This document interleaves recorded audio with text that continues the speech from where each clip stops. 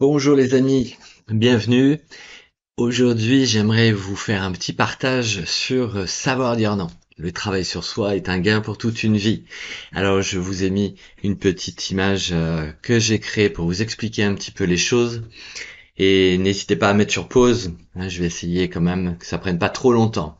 Alors d'abord, il y a trois pôles. On va travailler sur trois pôles. Le premier, c'est mon comportement. Le second, c'est quelle est la situation. Et la troisième, c'est quelle solution possible.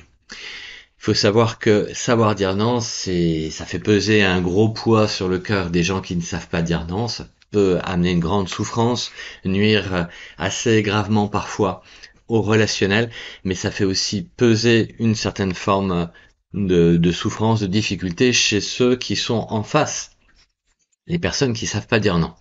Donc on a tout à gagner à réfléchir et à opter à chercher des solutions. Alors d'abord, dans mon comportement, le fameux triangle de Karpman. L'idée étant que il y a différentes manières d'interagir et notamment le fait de persécuter l'autre ou les autres, de se penser sauveteur des uns ou des autres, ou de se penser victime envers les uns et les autres. Si dans votre tête, vous commencez à avoir un visage de quelqu'un autour de vous, alors c'est que vous en avez vraiment besoin parce que le problème c'est pas l'autre, mais c'est vous. C'est chacun d'entre nous. Regardons d'abord, comme on dit, la poutre dans notre œil avant de regarder la paille dans l'œil du voisin. Et c'est un début qui est vraiment nécessaire. Il ne s'agit pas de s'écraser et de se farder de nos erreurs, de nos manquements, mais de voir comment est-ce qu'on peut sortir de ce triangle du relationnel, ce jeu psychologique qui fait pas de bien. Alors parfois le persécuteur, ben voilà, il faut l'inviter à ce qu'il soit plus compréhensif. Il faut que je sois plus compréhensif quand je suis amené subconsciemment ou consciemment. C'est avec les feedbacks et les retours de mes relations que je peux le comprendre. Donc je mette moins la pression à l'autre, j'essaye moins d'être exigeant ou contrôlant. Voilà, que je sois un peu plus compréhensif envers moi-même, mais aussi envers les autres. Le sauveteur, il va vouloir faire les choses à la place de l'autre, a absolument besoin de moi. Or, comme vous savez, la citation qui dit les cimetières sont remplis de gens indispensables. Vous n'êtes pas, je ne suis pas, nous ne sommes pas indispensables. Donc il faut essayer plutôt de faire grandir l'autre, de l'aider à prendre ses responsabilités, à prendre moi-même les miennes. Et victime, eh bien l'autre est toujours le bon coupable, mais il n'est pas l'unique en fait fautif, car j'ai ma part de faute quand je ne veux pas ou je pense que je ne peux pas assumer ce qui m'arrive. 50% des choses qui m'arrivent, je ne peux les contrôler, mais il y a 50% où c'est moi qui peux réagir à ce qui m'arrive. Donc j'ai bien ma part de responsabilité et malheureusement quand je me place sous le rôle de victime, et ben subconsciemment je place l'autre dans un rôle de sauveteur ou de persécuteur et vice versa. Donc il nous faut tour à tour, on tombe tous dans ces pièges-là. Donc il ne s'agit pas d'accuser l'autre ou de s'accuser outre mesure, mais de se dire ok, qu'est-ce que je peux faire pour sortir de cette manière d'être. Des petites questions sur la connaissance de soi qu'on peut se poser. Ben, mes blessures, quelles sont-elles? Voilà en quoi, quand j'étais enfant, que j'ai eu cette structure psychologique là qui s'est créée dans mes rapports à papa, maman, à ceux qui m'entouraient, qu'ils aient été super ou pas n'est pas le problème, mais il faut que j'enquête sans juger, ni moi ni les autres. Mais voilà, qu'est-ce que ce que j'ai pu vivre a suscité comme blessure et du coup qui pourrait avoir chaussé sur mon nez des croyances limitantes, une manière négative de me voir, de voir le monde, de voir les événements, de voir les autres, de voir mon relationnel. Donc ensuite, quelles émotions, eh bien, issues de ces croyances imitantes, de ces manières d'être, se jouent de moi. La peur, l'angoisse, la critique, la suspicion, euh, voilà, et les envies de fuir ou de rébellion au contraire, qui peuvent s'y être associées. Comment est-ce que, du coup, mon relationnel va en pâtir? Quelle place ai-je pris dans le jeu psychologique du triangle? Si je prends du recul, j'arrête de regarder les autres, mais si je me regarde moi-même, voilà, quand est-ce que je prends la place du persécuteur, du sauveteur ou de la victime?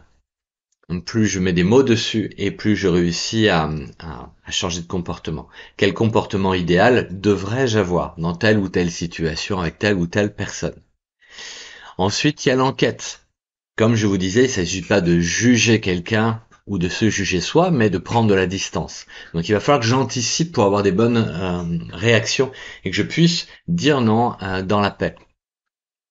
Alors d'abord, relire point par point ce qui m'arrive. Quelle est ma demande? Quelle est la demande et la situation? Mes réactions, celles d'autrui. Qu'est-ce qui se passe? Qui, quoi, comment, pourquoi? Quelle aide, quel conseil possible est-ce que je peux demander? Pourquoi pas? Qu'est-ce que ma peur? Est-ce que ma peur est bonne conseillère? En général, non. Alors, je prends mon temps. De quoi ai-je envie? De quoi ai-je pas envie? Est-ce que j'en ai marre de réagir comme cela? Ok, donc il faut que je trouve la motivation de réagir autrement. Ai-je besoin de ce qu'on me demande? Voilà, ou de la situation? Je raisonne. Prendre de la hauteur, du recul comme quelqu'un d'extérieur. Hein, ça rabaisse et ça amenuise le problème et du coup, voilà, on respire un petit peu et, et on peut commencer à se poser des questions comme ben, finalement, est-ce que c'est vraiment si grave si je refuse? Quel scénario possible dans ce cas-là? Et comment y pallier? Je peux toujours y réfléchir. Et enfin, la solution. Quelles solutions sont possibles? Qu'est-ce qui est envisageable pour moi, sachant que ça doit être OK pour moi, mais aussi OK pour les autres. Et je dois pas non plus écraser les autres par mes fuites ou au contraire le fait de trop vite dire non ou de dire oui. Donc est-ce que ces solutions sont envisageables par les autres, par moi? Est-ce qu'on est dans le OK OK? Est-ce que je pense à moi? Est-ce que je pense aussi à l'autre? Voilà, comment ça peut se passer. Donc comment je peux dire non avec bienveillance? Voilà. Et pour ça, ben, peut-être que je peux un peu plus m'appuyer sur mes qualités. Hein, j'ai pas que des défauts, il y a sûrement des qualités que vous avez bien sûr comme chacun d'entre nous. Donc quelle spécificité positive j'ai et je peux peut-être m'en servir. L'humour, la gentillesse, la serviabilité, l'attention, l'écoute. Voilà, il y a peut-être d'autres choses. Donc il faut vraiment que je m'encourage sans cesse et que je focalise un petit peu plus sur ces mots ou ces manières d'être qui peuvent m'aider, bienveillance, humour, etc. Quel contexte idéal puis-je créer afin de dire mon nom, de m'expliquer? Et j'ai pas besoin d'ailleurs d'entrer dans les détails, je suis pas obligé de dire pourquoi je dis non, mais il faut que je puisse dire un non paisiblement. Ça se dit pas n'importe comment, n'importe, voilà. Il faut que je crée ce moment. Comment je peux dire non avec affirmation de moi? Qu'est-ce qui peut m'aider? Je peux y réfléchir, il y a peut-être déjà une situation dans le passé, une stratégie gagnante que j'ai eue, j'ai réussi à placer un nom. Bon, mais qu'est-ce qui m'a aidé dans ce cas-là? Et comment je peux le dire paisiblement? Comment aider autrui à recevoir mon nom? Ça va avec l'ambiance dans laquelle je vais amener mon nom, comment je vais pouvoir dire ce que je ressens, si j'en ai envie, en tout cas, dire mon avis. Comment me réjouir à dire non? Comment puis-je célébrer mon avancée? Et oui, parce que ça va fortifier de réussir à dire non si c'est juste, si c'est un non qui est juste pour moi, juste pour l'autre, eh bien ça va m'aider à être bien dans mes baskets. Et du coup, je vais vivre ensuite les manières de dire non autrement. Ce ne sera pas une autorité qui me tombe dessus ou que je dois soumettre, imposer aux autres, mais c'est dans la bienveillance, dans le discernement, dans ce qui me semble juste pour moi, juste pour les autres, ou en tout cas prioritairement juste pour moi, ma famille, etc. Donc je dois peut-être anticiper les choses, il faut que j'anticipe plus les choses et que je me réjouisse et que je me dise vraiment voilà quel bien ça va dégager si j'arrive à dire oui ou si j'arrive à dire non. Voilà.